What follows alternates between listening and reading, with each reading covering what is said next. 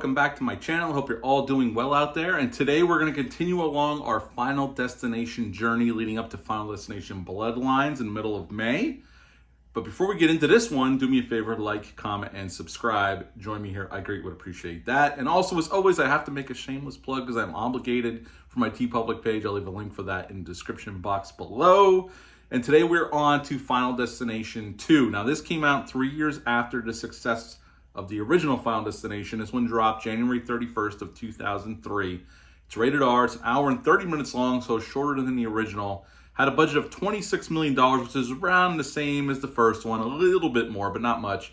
And upon release, it made 46 in America and 90 worldwide. So it didn't make quite as much, but still made New Line Cinema enough money to justify a third one, because we will talk about the third one coming up soon as well. Now, James Wong did not come back to direct this film, but they brought in somebody who had directed a lot of second unit stuff, a stunt coordinator. He's done stunts. He was an actor. They brought in David Ellis to direct this film. After this film, the success of this film, he would direct Snakes on a Plane in 2006, and then we would come back to one of our future Final Destination chapters that we're going to talk about, the Final Destination in 2009. Sadly, the man passed away in 2013. In this film, we got a brand new cast except for one returning cast member, or two returning cast members, sorry. We'll talk about them in a second.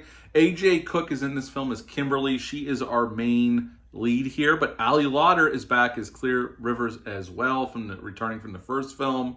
And Tony Todd returns as the Mortician, and he's supposed to be in the new one, so we'll see. I don't know how much of a role he's going to have in the new one, but we'll see when the movie comes out.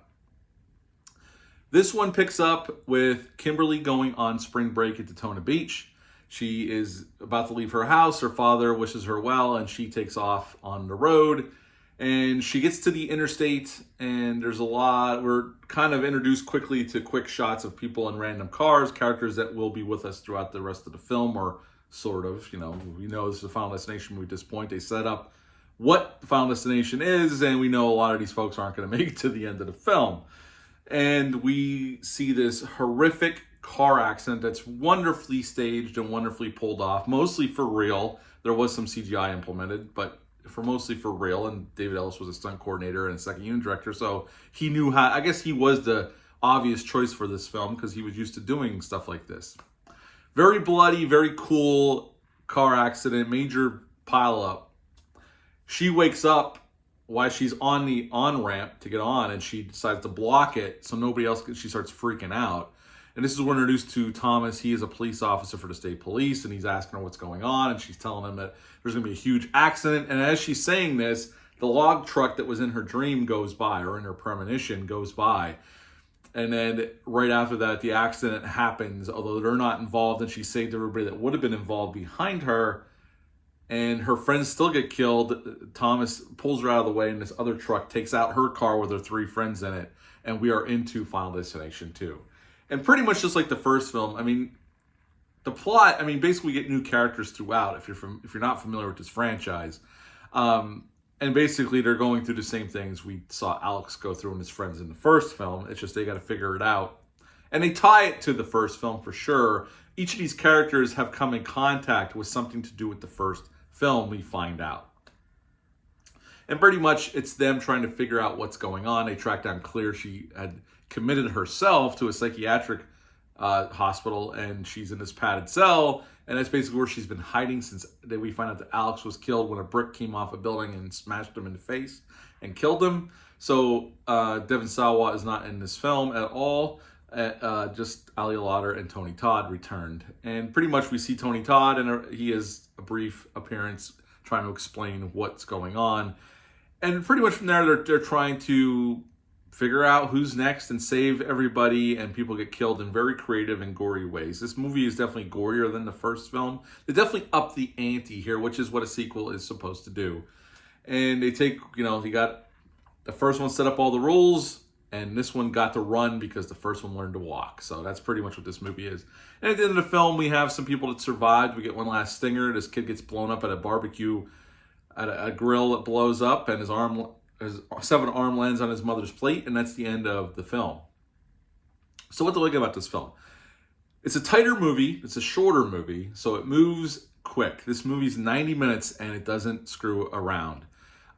And that's one of the strengths of this film. It definitely knows what they're trying to do here. They're upping the ante, trying to make the kills more creative. They're bigger. They definitely go bigger here, and it's gorier, and they're just going for it. And the movie just, it just plows through. There's not much downtime. I mean, characters are trying to figure out what's going on, but this movie just moves. And they keep the kills coming. There's more kills in this film than there was in the first film.